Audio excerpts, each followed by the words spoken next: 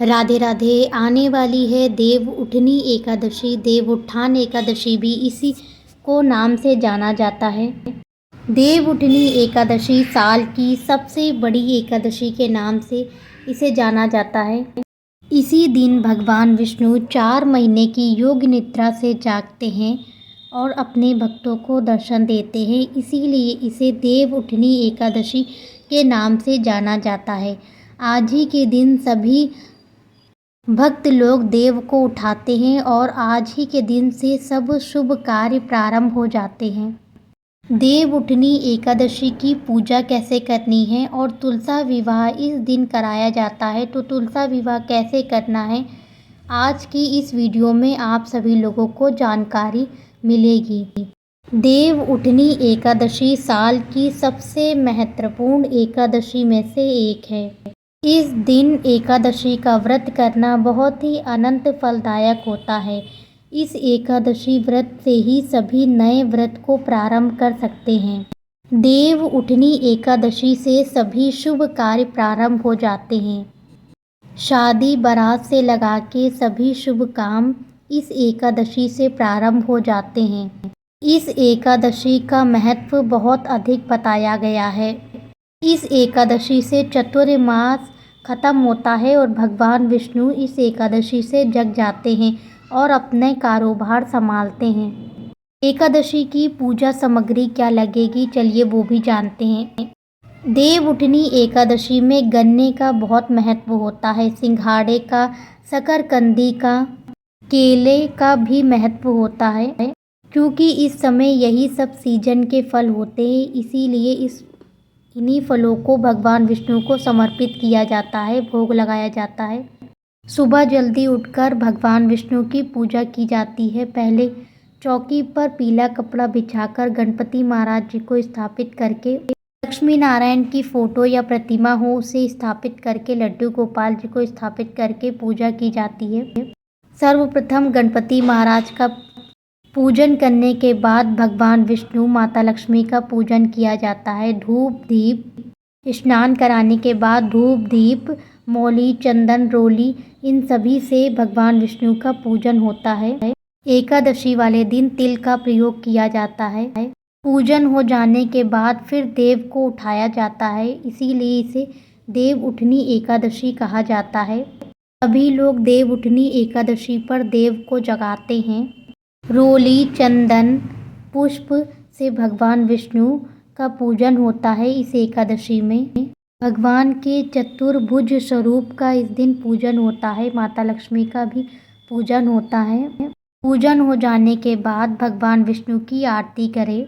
चलिए जानते हैं कि इस बार एकादशी कब है। इस बार एकादशी 2 दिन की पड़ रही है। एकादशी तिथि का प्रारंभ 1 नवंबर सुबह 9:12 से प्रारंभ हो रही है और अगले दिन 2 नवंबर शाम को 7:32 पर एकादशी तिथि समाप्त होगी। तो उदया तिथि के अनुसार एकादशी का व्रत जो रखा जाएगा वो 2 नवंबर को रखा जाएगा। तुलसी विवाह किस दिन करना है? तुलसी विवाह भी 1 और 2 नवंबर को ही किया जाएगा। अब चलिए जानते हैं कि तुलसी विवाह कैसे करना है। 1 नवंबर को दशमी युक्त एकादशी है, लेकिन तुलसी विवाह किया जा सकता है। 2 नवंबर को पूरे दिन का उपवास होगा और 2 नवंबर को भी तुलसी विवाह किया जा सकता है। 2 नवंबर को रविवार पड़ रहा है, तो रविवार को भी तुलसी विवाह कर सकते हैं, केवल जल नहीं चढ़ा सकते। या फिर पूर्णिमा वाले दिन भी तुलसी विवाह कराना बहुत ही शुभ होता है। तुलसी विवाह की पूजा सामग्री भी नोट कर लीजिए। या तो एकादशी वाले दिन तुलसी विवाह करा सकते हैं, नहीं तो पूर्णिमा वाले दिन भी तुलसी विवाह कराना शुभ माना जाता है। तुलसी विवाह कराने के लिए तुलसी जी का होना बहुत जरूरी है। तुलसी जी, शालिग्राम जी, लड्डू गोपाल जी या विष्णु भगवान जी के स्वरूप से तुलसी विवाह कराया जाता है। तुलसी विवाह में कलश स्थापना की जाती है, तो तुलसी विवाह में कलश स्थापना जरूर करें।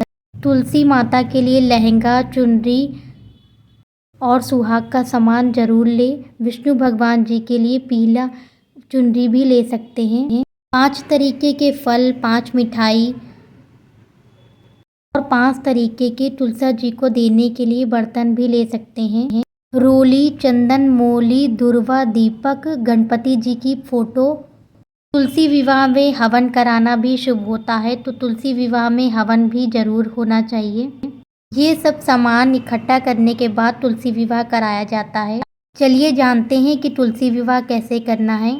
एकादशी के दिन रविवार है, तो तुलसी जी पर जल ना चढ़ाएं। तुलसी जी को थोड़ा सा जल का छींटा दे और भगवान विष्णु को भी। पहले गणपति महाराज जी का पूजन करें चौकी पर। तुलसी महारानी को और विष्णु भगवान को स्थापित करें। तुलसी महारानी को लाल कलर की चुनरी ओढ़ाएं, उन्हें लहंगा पहनाएं।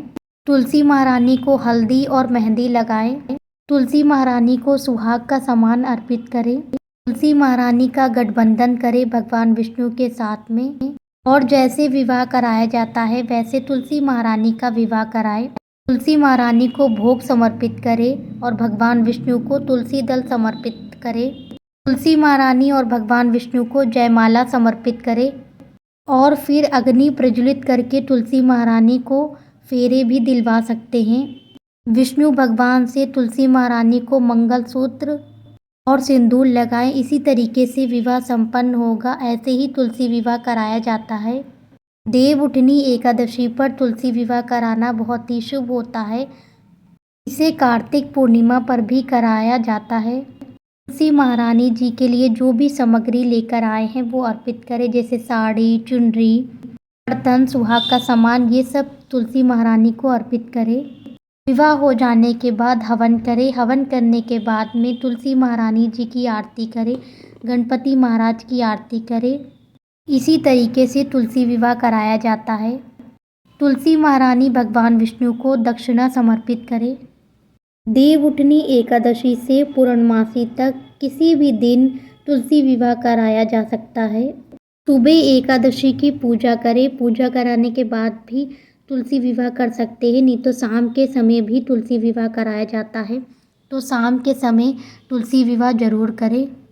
तुलसी महारानी का अच्छे से श्रृंगार करें। तुलसी महारानी को नया सामान ही अर्पित करें। जितना सामान की व्यवस्था हो उस हिसाब से तुलसी विवाह करें। नहीं तो तुलसी जी का एकादशी वाले दिन, पूर्णमासी वाले दिन पूजन भी कर सकते हैं भगवान विष्णु के साथ में। पूजन करने के बाद में तुलसी महारानी और भगवान विष्णु की परिक्रमा जरूर करें।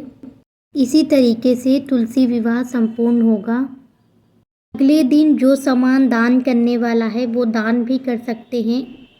तुलसी महारानी जी के सामने दीप जरूर प्रज्वलित करें। 5, 7 या 11 दीप तुलसी महारानी जी के सामने शाम के समय जरूर प्रज्वलित करें। इसी प्रकार से तुलसी विवाह और एकादशी की पूजा की जाती है। आप सभी लोगों को यह पूजा, तुलसी विवाह कैसा लगा कमेंट करके ज़रूर बताइएगा। अगर कुछ कमेंट हो तो कमेंट बॉक्स में पूछ सकते हैं। जिस दिन भी व्यवस्था हो उस दिन तुलसी विवाह कराना बहुत ही शुभ होता है, तो तुलसी विवाह उस दिन भी करा सकते हैं। तुलसी विवाह या एकादशी से जुड़ा हुआ कोई भी प्रश्न हो तो कमेंट बॉक्स में पूछ सकते हैं। वीडियो को लाइक कीजिए, चैनल पर नए हैं तो चैनल को सब्सक्राइब कीजिए। ऐसी ही वीडियो देखने के लिए चैनल पर बने रहिए। राधे राधे।